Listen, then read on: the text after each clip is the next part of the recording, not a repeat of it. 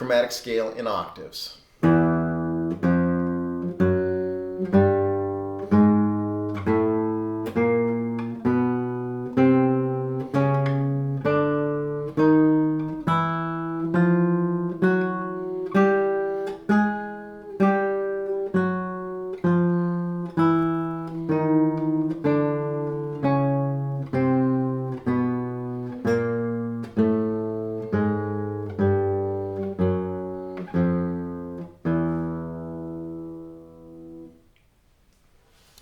I don't know of a better left hand exercise.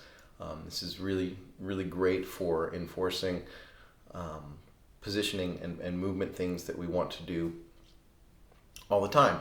What are those things? Well, first of all, we want to make sure that we're keeping our elbow down, keeping the wrist flat, third and fourth fingers are curled, and there's very light pressure with the thumbs. We're not squeezing the neck. This is very difficult to do. We want to primarily be using the weight of the arm to do the work for us. If we want a real challenge, try playing this exercise without the thumb on the back of the neck at all, so that you really feel what it's like to use the weight of the arm there. So the chromatic scale is just every half step.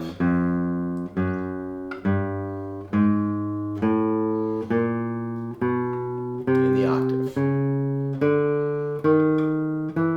So E to E there, right? And continuing.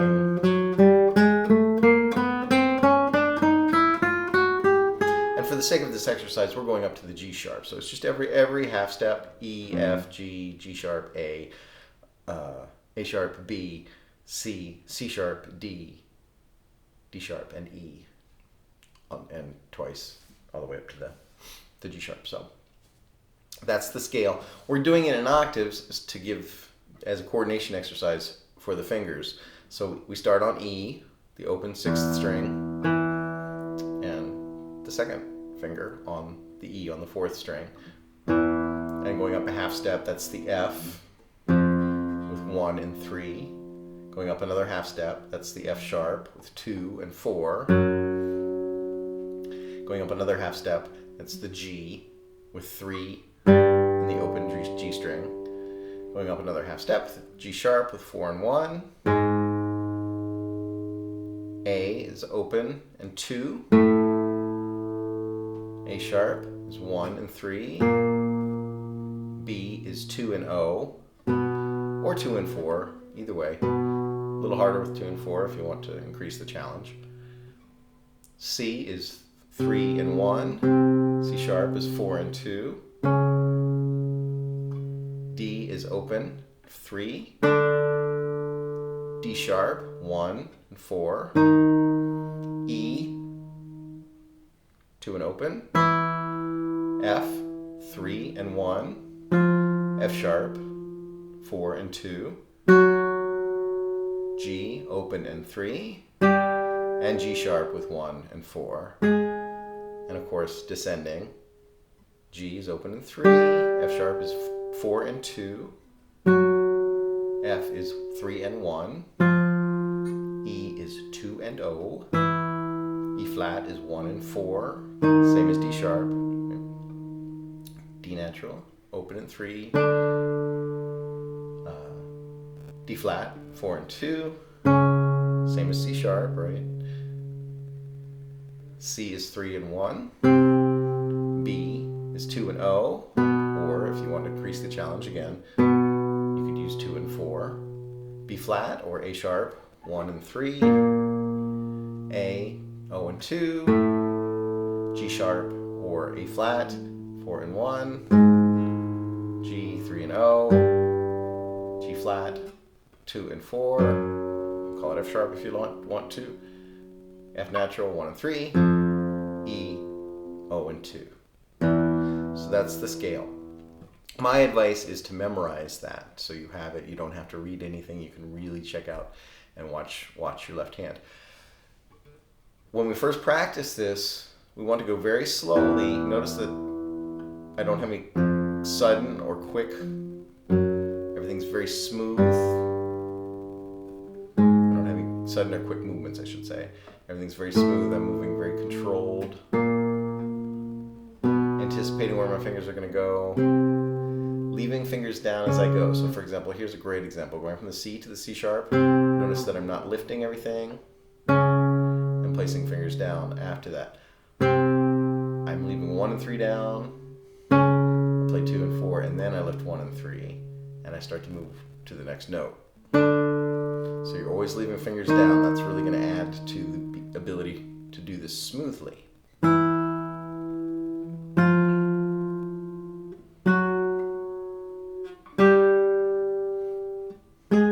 Notice that my arm is very still. I'm not doing a lot of movement this way. Okay.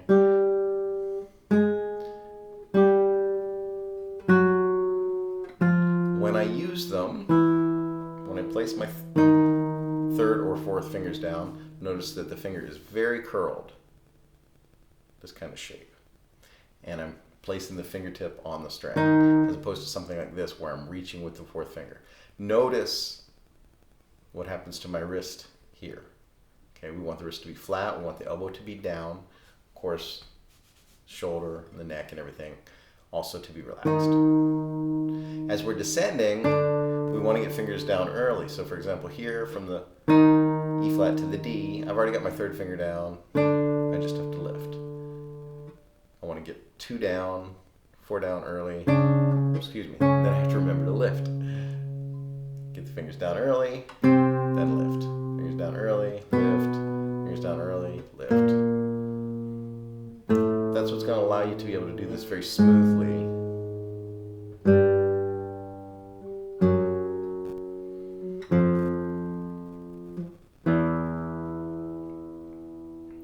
So obviously you want to work on this slowly until it's fluid, and then of course to increase the challenge, you can increase the tempo, but you still want to make sure that the movements are very controlled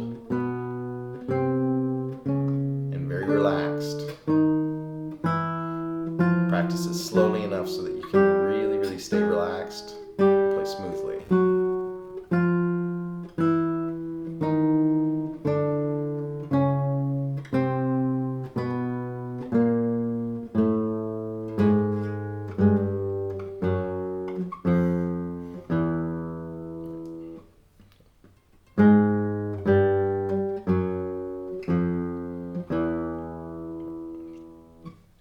So that's the basic exercise. Again, to increase the challenge, there's a few things we can do. We can play the scale in such a way that we're moving back and forth between the notes 2 times before going on to the next note.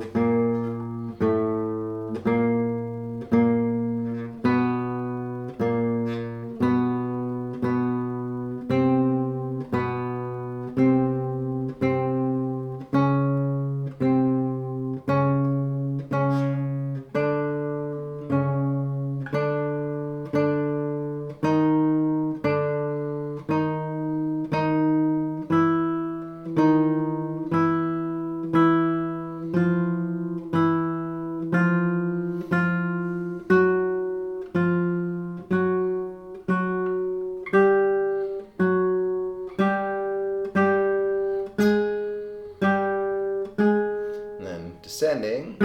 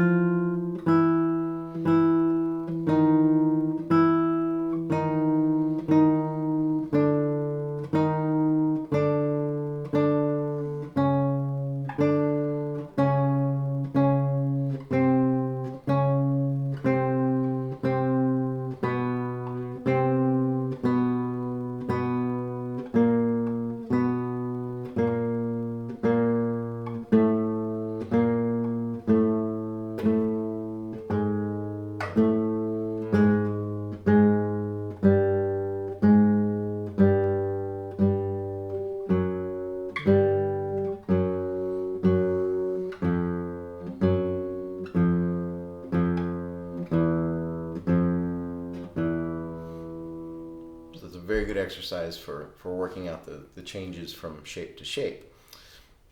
Another good coordination exercise is to split the octave, playing the low note first and then the high note.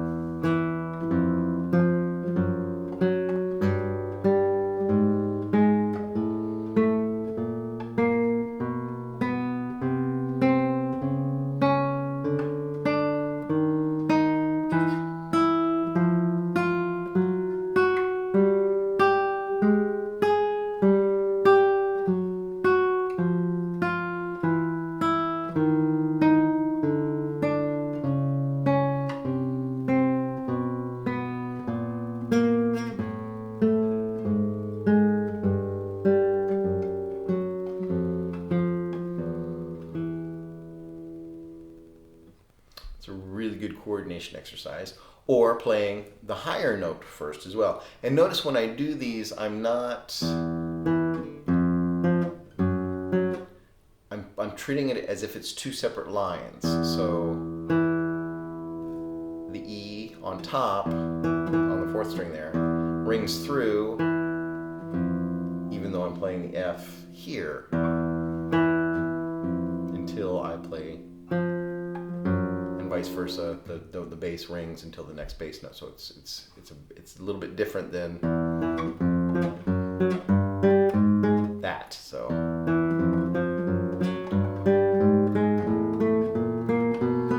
you can hear that's very smooth, very legato, and it sounds like two lines.